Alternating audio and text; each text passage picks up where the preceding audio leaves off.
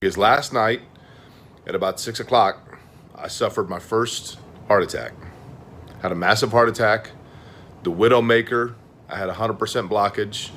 That is popular Indy sports broadcaster Jake Query talking about that massive heart attack he had last week. I had actually just spoken to the 48-year-old IndyCar announcer and co-host of Query and Schultz about a fundraiser hours prior via text message. Jake's joining us now live this morning with how he's doing, how that fundraiser is, how he was in the middle of doing all of this work. Jake, first of all, we are so glad you're here. I mean, this almost killed you. It did, Angela, and good morning, by the way. I appreciate you having me on. It's always good to talk with you.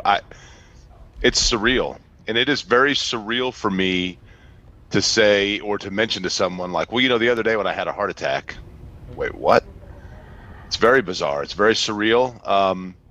But, you know, I'm hopeful that, you know, for people that don't know me, which, you know, I realize is probably most, I appreciate it. Was very surreal not only to hear that I had a heart attack, but for you to say I was popular. I thought, wow, this is too, I'm like 0 for 2 here. But look, you know, I've taken great care of myself. Admittedly, I've been in great shape, and I don't mean that arrogantly, but I mean, I've been very aware of my family's cardiovascular history and the genetic disposition that put me at a disadvantage in my cardiovascular health. And so I worked really hard for decades to prepare myself, I guess, and to prevent a heart attack. But that, I think, is what allowed me to continue to be talking to you this morning.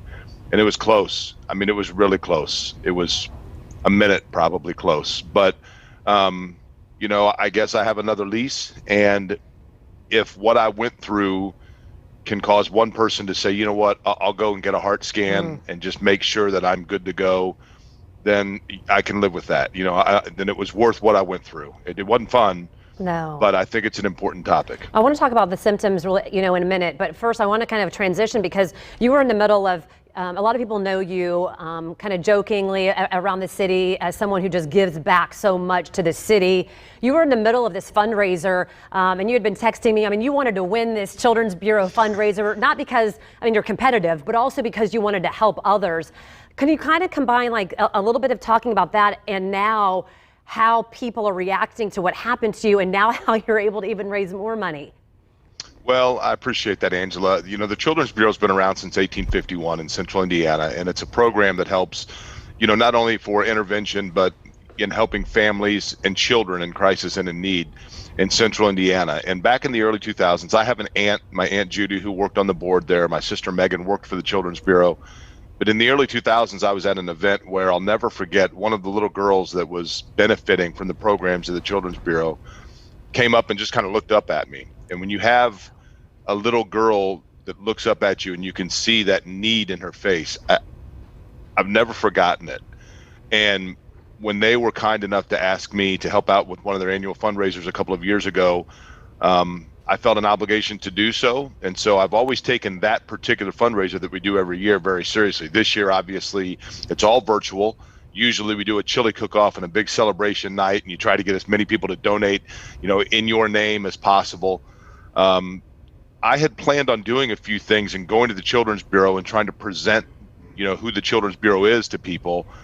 And then all of a sudden I'm hooked up to like 9 IV machines and I've got restrictions on where I'm allowed to go. So I simply did a video saying, look, I can't do that, unfortunately, but I hope that people would still be motivated to make a donation. And we're up over $16,000. And it meant a lot to me. It meant a lot to me because I love this city. I love Indianapolis. This is my home.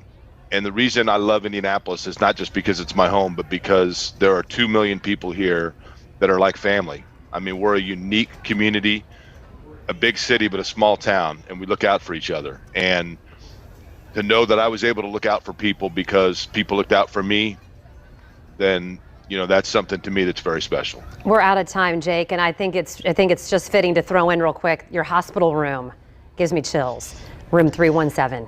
I didn't even request it. Trust me, I wasn't even in the mood to make requests, but I looked up and I noticed I was in room 317, and I thought that's pretty darn fitting. Jake Listen, Query. people, if you get a heart scan, talk to your doctor, make sure that you're prepared. Jake, you're awesome.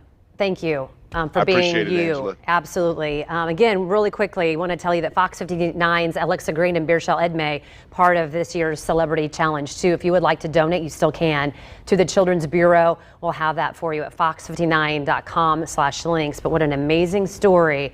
And we're so glad that Jake is still here with us.